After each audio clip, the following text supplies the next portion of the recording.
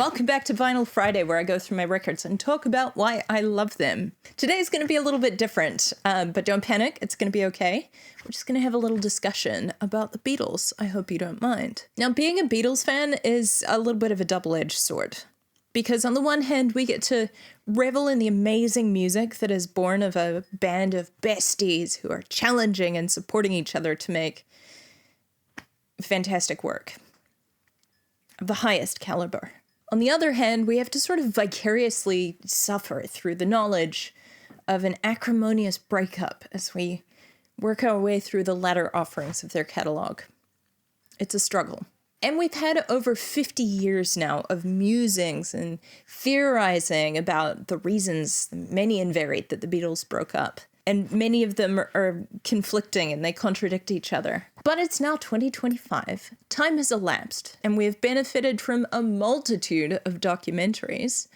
And although we'll never know for certain, because we weren't there, our hindsight is probably pretty accurate. So today we're going to revisit the age-old postulations, but with a slightly more positive spin.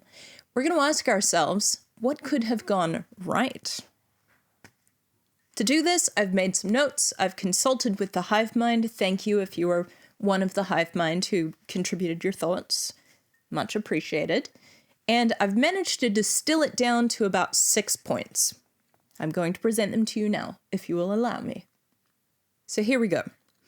In late 1967, the Beatles manager Brian Epstein died, and it was a big deal, not solely because death is usually a big deal, but also because he was trusted and respected by the band, as well as being a friend and a taste of home. He was also from Liverpool, so he was with them from the very beginning. Needless to say, he left a huge vacuum, and the Beatles, perhaps mistakenly, tried to fill that vacuum themselves to disastrous effects. Storytime correspondent, do you want to give us some evidence to that effect? No problem, boss.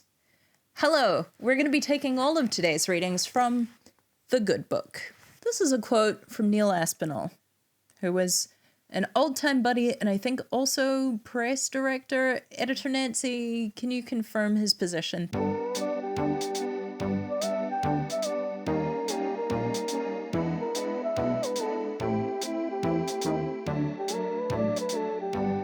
Thank you. The Beatles weren't businessmen, and trying to run shops and record companies and artists and publishing and buildings as well as doing their own thing did become very chaotic. So it was a question of who was going to do it. Because I was doing it, but I was doing it on the basis that I'll do it until you find somebody who you want to do it, because I didn't want to do it. You know, the thing with Apple was that we were great creators and we could do all of that, but nobody had half an idea about a budget. So, what we were spending, I think, was more than what we were earning. So when it became abundantly obvious to them that it was all going down the toilet, they decided to hire a manager. John puts forth the villain of the story, Alan Klein, and manages to get George and Ringo on board. Paul thinks they're going to get ripped off. He does not trust this man. Turns out his judgment was the right one, and he thinks it would be better if they chose someone else, like, for example, his partner's father. Now, I don't think that would be the right decision either, to be fair. I think it's important that you keep your personal and professional lives separate, especially if you're the biggest band in the world. But in any case, this was possibly the first time ever that the Beatles broke their veto rule. In the Beatles, if any one doesn't agree with the plan, it was always vetoed. It's very democratic that way. So the 3-1 thing was very awkward. In this case, John, George, and Ringo said, nope, the Beatles are going with Alan Klein. We're not going to get into the rest of that because, honestly, it's sort of a miserable tale. And we're not here for misery today. We're here for hypothetical happy endings. But yeah, it's taking a toll on them. It's taking a toll on their mental health. It's showing up in their music. And Ringo said something that I think was especially heartbreaking. Alan was great for me for the first couple of years because all I wanted was to be looked after. Ringo, isn't that what we all want in life? So here is point 1. In order for the Beatles to continue and succeed, they needed a skilled and conscientious manager. In an ideal setup, a manager exists to clear the way, take care of all the funny papers and the business nonsense, so that the creative people can create to the best of their ability. Now, obviously the Beatles did okay without, like they did some decent work in 1968 and 69, you could argue. I often argue. But it, in some ways, cost them the band, and in many ways, cost them their mental health. People were bothering us with business. The whole pressure of it finally got to us. So like people do when they're together, they start picking on each other. I was like, it's because of you. You've got the tambourine wrong, that my whole life is misery. It became petty, but the manifestations were on each other because we were the only ones we had. So in order for them to succeed in this hypothetical scenario, they needed someone to take care of the business end, because that was not something that they were good at. That's point one. Moving right along. In early 1966, going back in time a little bit, the Beatles took the first break that they had ever had functionally since they started as a band, really. They then regrouped in the spring of 1966 and proceeded to make one of the greatest albums of all time. Later in 1966, they did it again. Each of them went off, did their own thing for a bit. They regrouped and produced another of the greatest albums of all time.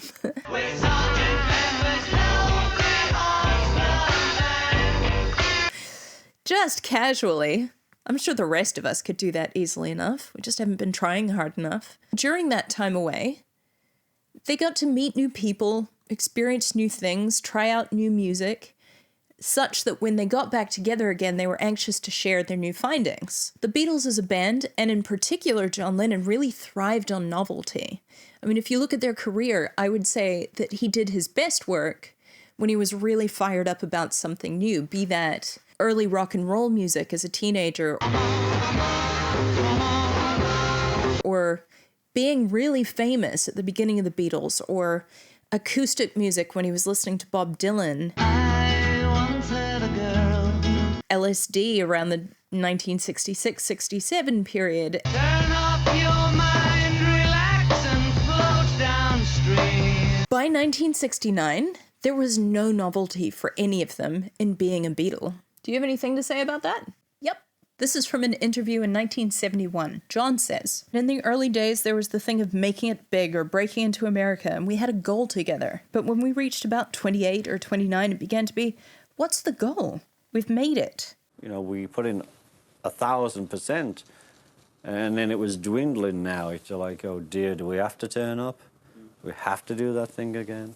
And additionally, there were other people and other projects that were providing that novelty for the individual members. So my second point here is that the Beatles needed a sabbatical, like a substantial sabbatical. Say that 5 times fast. Because the thing is, basically all of them at some point, some of them several times, mentioned that they hadn't really intended for the breakup to be forever, at least initially. Have you got any examples of that? We always thought the idea would be to have a bit of space to do some solo recordings and then just see what happened. We put out an LP and it's all safe that the Beatles are together, but George is doing an album. Oh yeah, but I mean, it'd be nice to, if any of us can do separate things as well.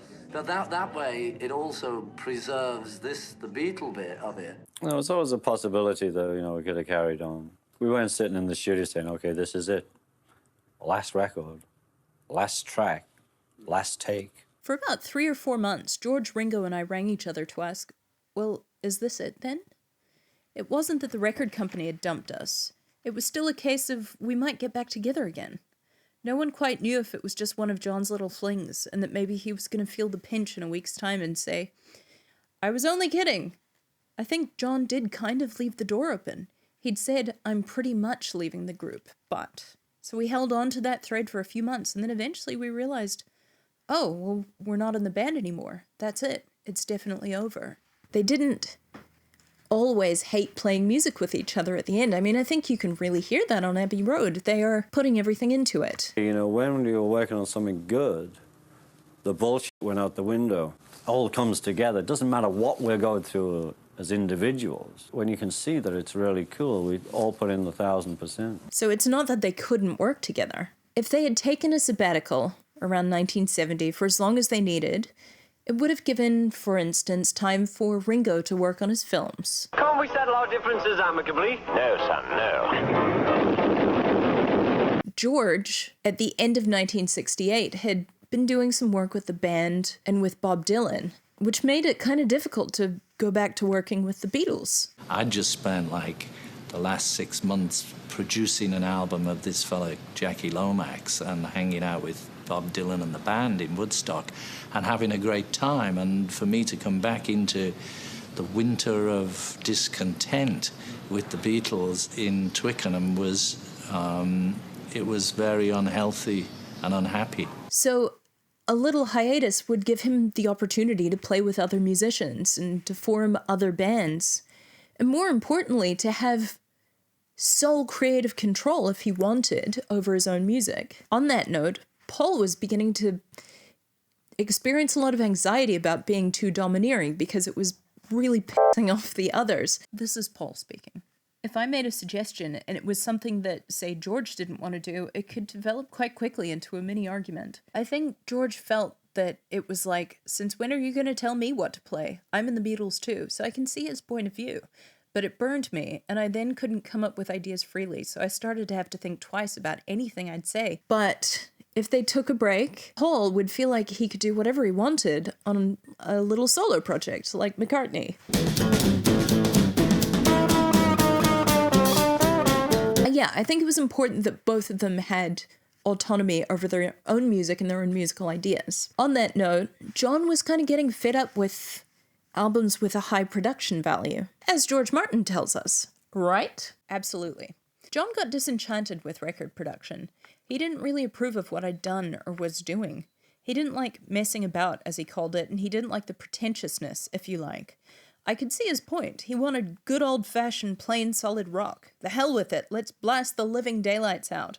He wanted authenticity. And as we can see with the Plastic Ono Band album, it's completely different from Abbey Road. It's far less ornate, far less orchestrated. It's completely stripped back. In a lot of tracks, it's just John and a piano, drums and bass.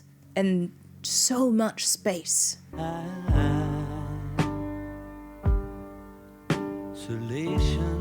So, you know, hiatus gives him the opportunity to do things the way that he wanted to do them. And to do them with the people that he wanted to do them with, right? John Lennon was a pretty codependent person from what I can surmise. And by 1968, the center of his life and his creativity was no longer the Beatles, it was Yoko. So if they took a break, he could have done his modern art stuff with Yoko, their demonstrations, their bed piece, that kind of thing.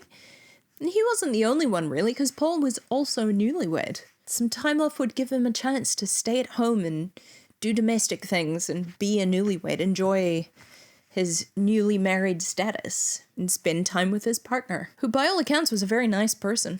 In short, a break, however long they needed it to be, would give them a chance to miss each other, so that at the point where they all came back together, the Beatles would again be the novelty in their lives. That's point 2. On to the next. George was always viewed as sort of the junior Beatle. From the moment he auditioned for the band, essentially. I go into a lot more detail about this in this episode here from the Revolver miniseries. But with Paul primarily stepping in to fill the void that Brian Epstein had left, he started to conflate his sense of responsibility over the band with a sense of responsibility over the music. And I think it was George who was most adversely affected by this. In Paul's defense, it really sucks to be the kid in the group project who was doing all of the work. It got a bit difficult.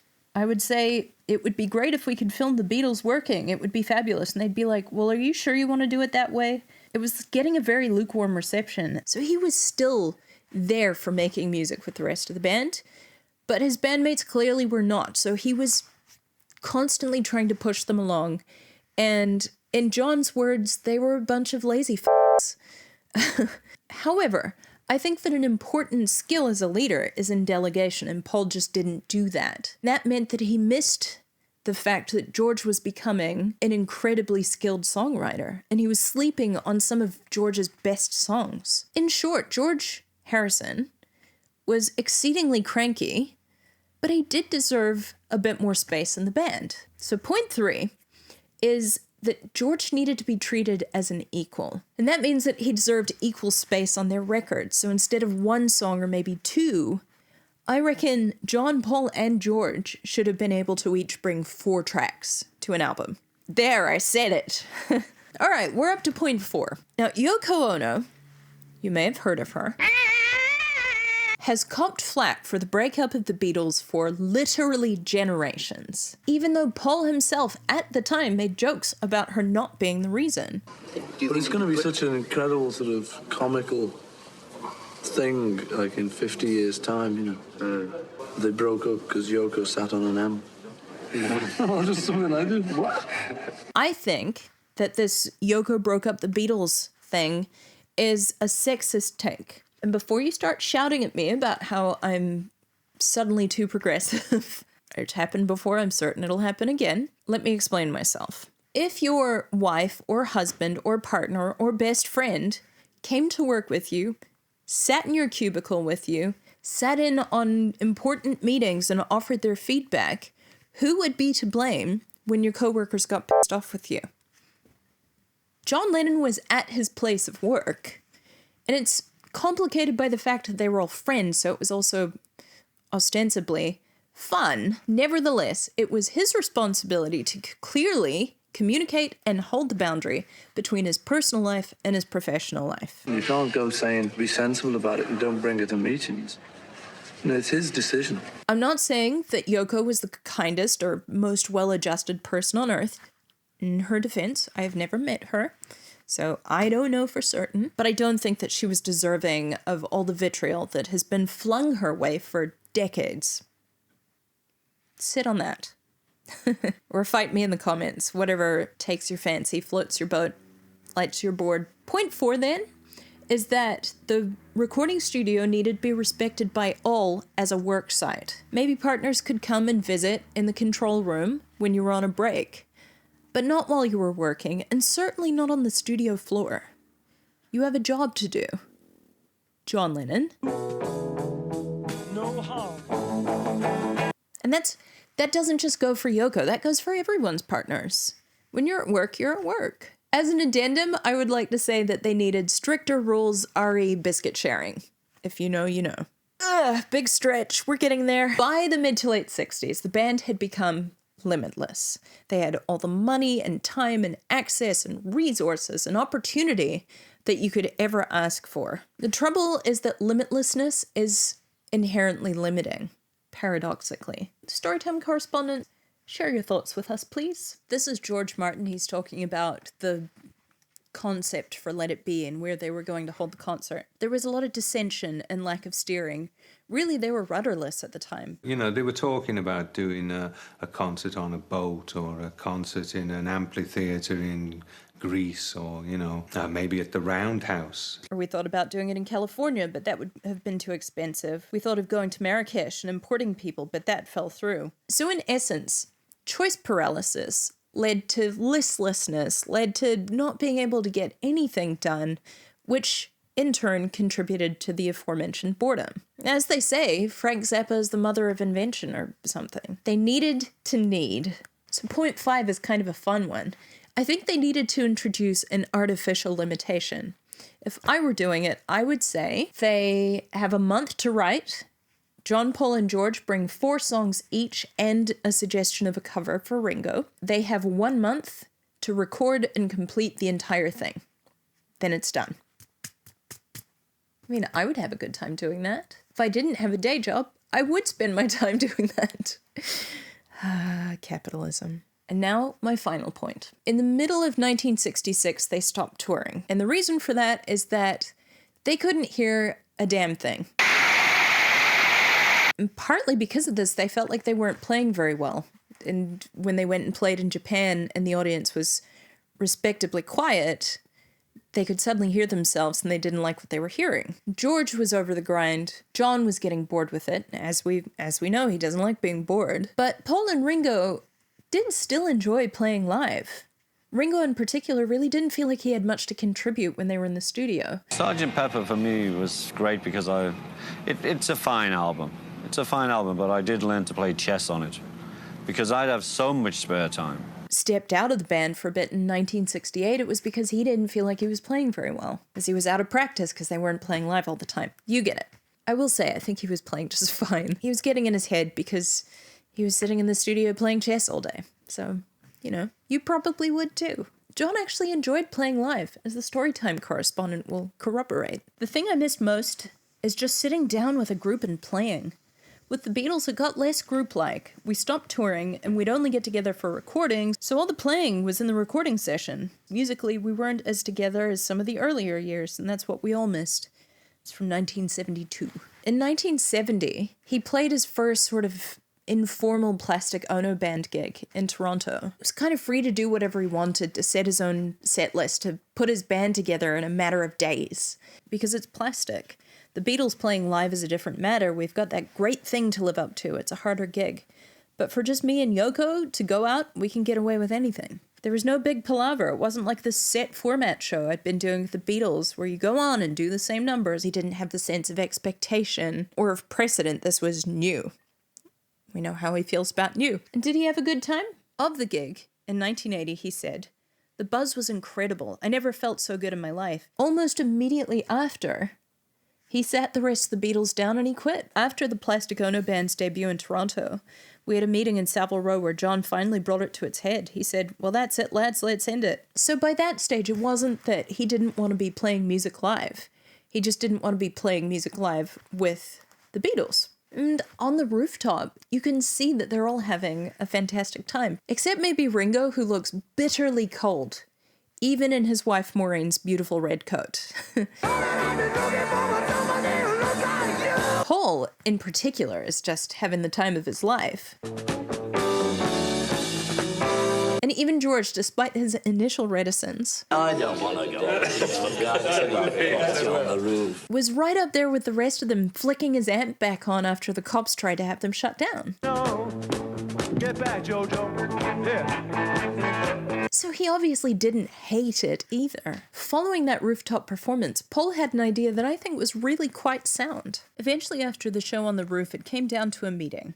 I was about to suggest to everyone that we might go back to doing even smaller gigs to really find our spirit again and get back to what we were. But John and Yoko had had a meeting the night before with Alan Klein, and John reckoned Alan was going to be his manager. As we heard, it didn't pan out. So point 6 for me is not simply that the Beatles should have played live again, but that they needed to do small gigs. So instead of playing to tens of thousands of people, they're playing to maybe a few hundred. Smaller venues, smaller audiences means that you get to interact with the people who have come to see you on a much more personal and intimate level than you can when you're facing a wall of people who are producing an ungodly amount of noise.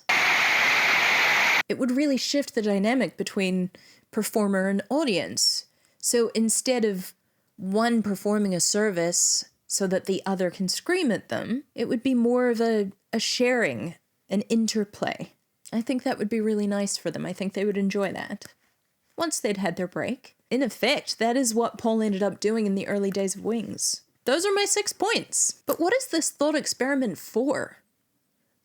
Well, seeing as you asked, for the last 2 years, I have done a deep dive, track-by-track mini-series about a Beatles album for each of the last 2 years.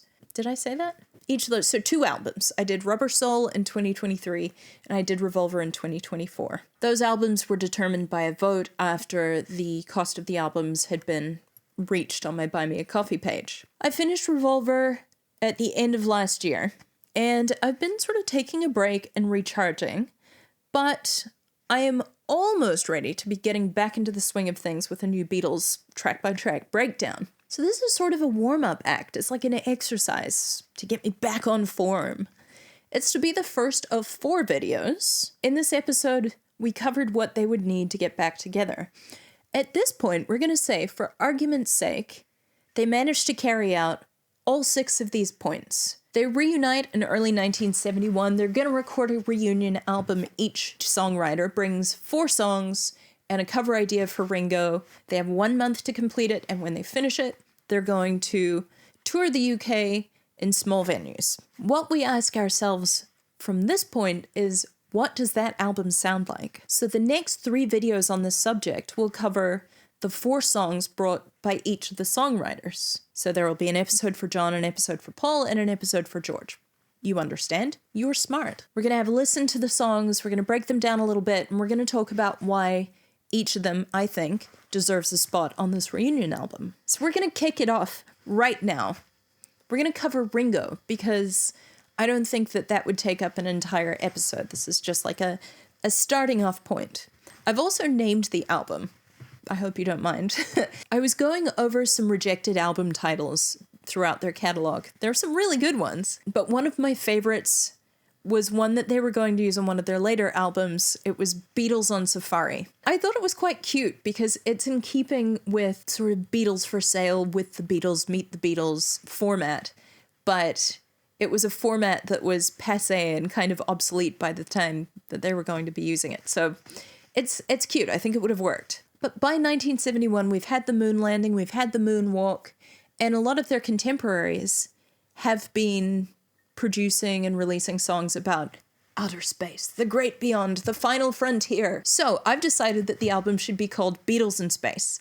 I've also designed an album cover which looks like this.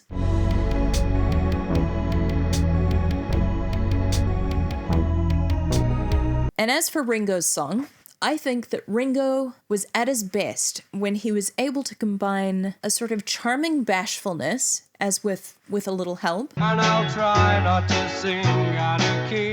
and a little nostalgia, which we can hear on Good Night. Dream, sweet dreams for me. So the song that I would choose for Ringo, I'm taking from his 1970 solo album Sentimental Journey, and the choice is Bye Bye Blackbird. Blackbird, bye-bye.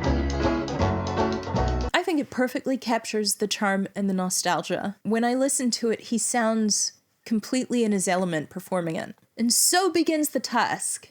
Extra credit for those of you who picked out the callback to last week's episode. The next one of these will start on, I think it'll be in a fortnight, but I don't remember the schedule I've written for myself. So I don't know, maybe it'll be a surprise when it comes out, but it will come out shortly. It'll cover one of the songwriters and the songs that I have chosen for their 1971 reunion album, Beatles in Space. And that's it from me. If you enjoyed this episode or you would like to support any of the weird things I do, I'll leave a link in the description to my Buy Me a Coffee page where you are most welcome to make a donation if you wish. No pressure, friends. I'd like to extend my warmest, most heartfelt thanks to everybody who has made a donation. I really appreciate you, and I'm hereby naming you official sponsors of this episode. So, well done, team. If you're curious about what any of my original music sounds like, I'll leave a link in the description to that as well. Otherwise, thanks for hanging out with me. I'll see you here next week. Have a great weekend! Hello and welcome back to Vinyl Friday, where I go through my records in alphabetical... No. We're not doing that anymore. It's more complicated. It's 2025. Today is going to be a little bit difficult. I hope not. Being a Beatles fan is... Now, being a Beatles fan... Beatles phone. Hello. Fly. Shoo you away with my foot. Off to a roaring start. We've had over 50 years of murals. 317 John 2. You know, I joke about it being the good book, but I actually have an annotation system that does make it sound like it's biblical. Anthology, page 317, John 2. Substantial sabbatical, substantial sabbatical, substantial sabbatical, substantial. I don't think that it had...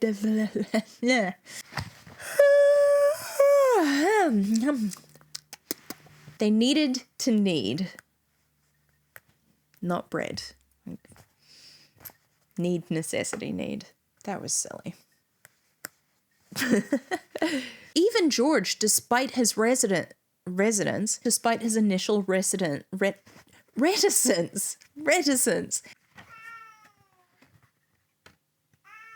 No, you've been outside like 3 times already today. You're driving me crazy. Good. Pat on the back. That was fun. I liked that one. I like all of them. but I really liked that one.